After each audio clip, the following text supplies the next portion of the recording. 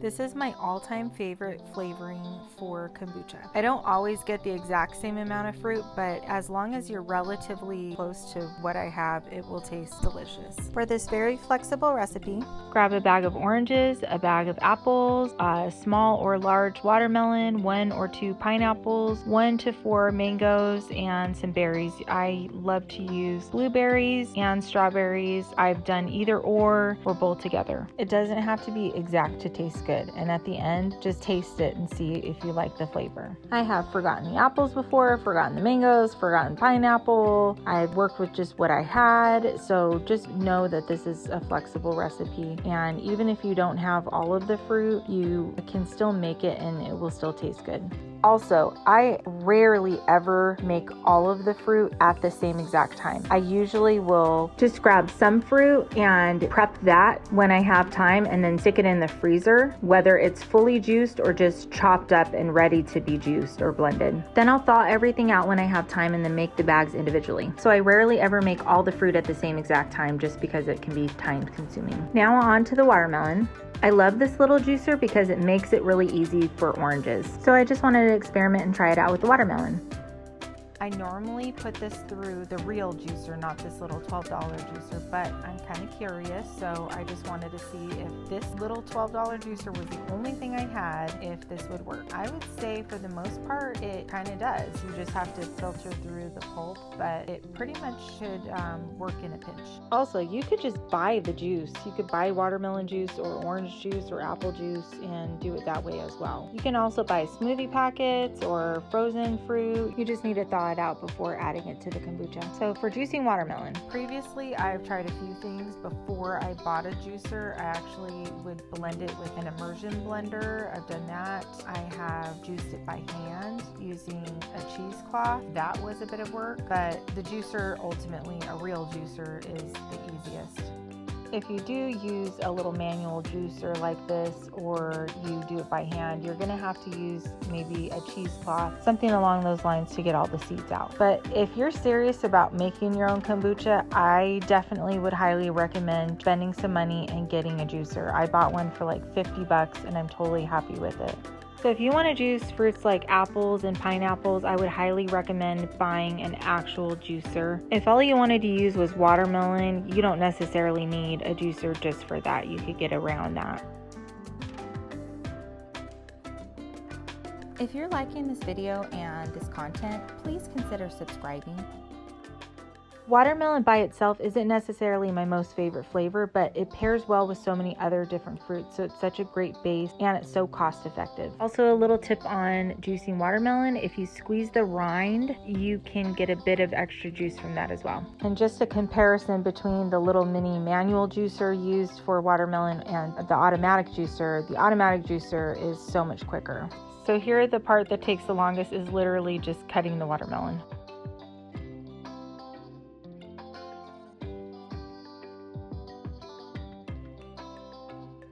So I decided that I wanted to see how much extra juice I can get from the pulp, and I was pleasantly surprised. I just used a cheesecloth to strain it. I ended up getting about 3 cups.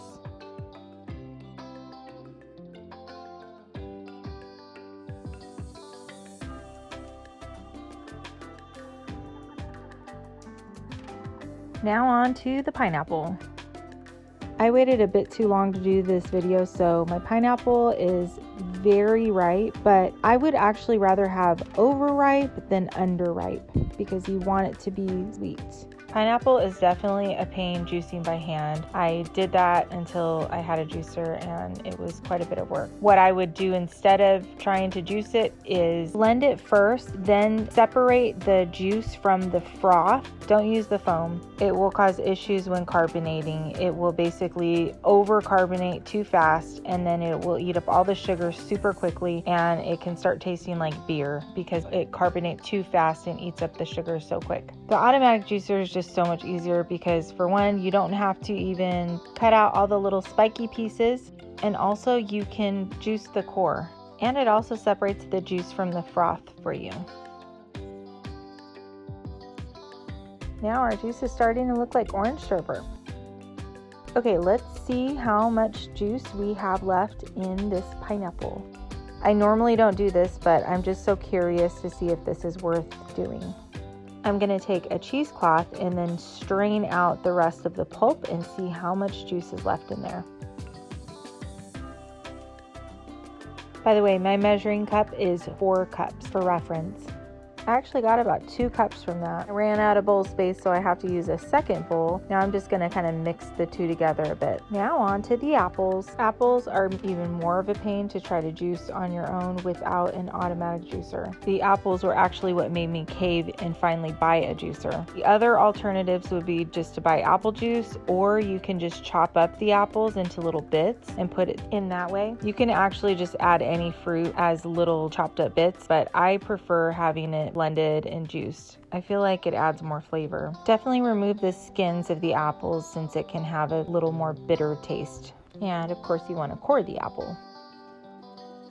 So I got about 3 cups from that, and I don't separate the froth. That will settle in a bit. My bowl is not large enough, so I actually have 2 bowls, so I'm just dividing it between the 2. Since I strained the pulp of the watermelon and pineapple, why not strain the pulp of the apples and see how much extra juice I can get from that as well. It's a decent amount. It's about half a cup. If I was in a rush, I would probably just do the pineapple and watermelon. Next up, we have the mangoes. This mango is way too ripe, so I can't even use it. But we're gonna get the seed from the mango because you can make mango butter out of it. Be careful when you're trying to get the seed out because it is slippery, but if you just stick a knife at the very top and kind of pop that inside open, you can pry it open and pull out the actual seed inside. And what I do is I just stick them in a Ziploc bag in the freezer and I save up a bunch, and then we'll do a little project with that separately later on. I have about a dozen or so saved already, so it's time to make some mango butter soon. Don't they look like seashells?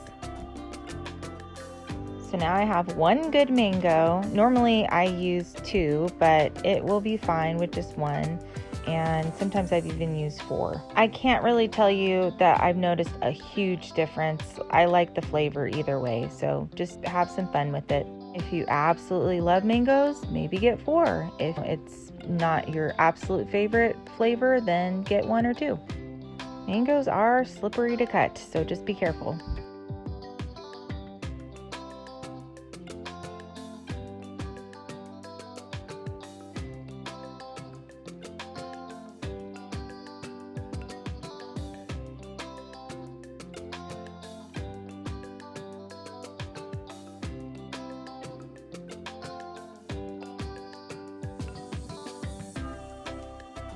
And here's my little seashell.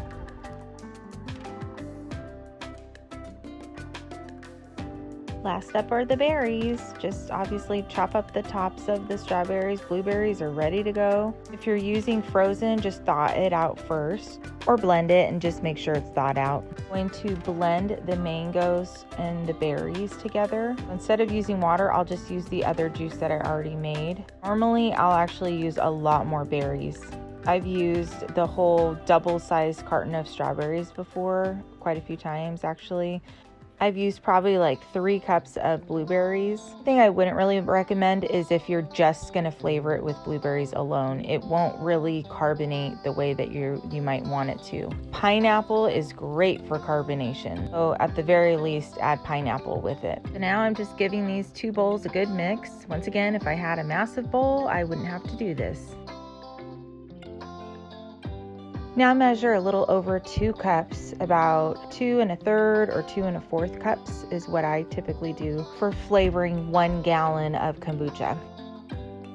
Then I'll just place that in individual baggies, and I just put a K with a circle, and I know that means that's a full amount of flavoring for 1 gallon of kombucha. Then I stick that in the freezer and grab it when I need it. So this is giving me enough to flavor 8 gallons of kombucha. So that actually gives me about 2 months worth of flavoring.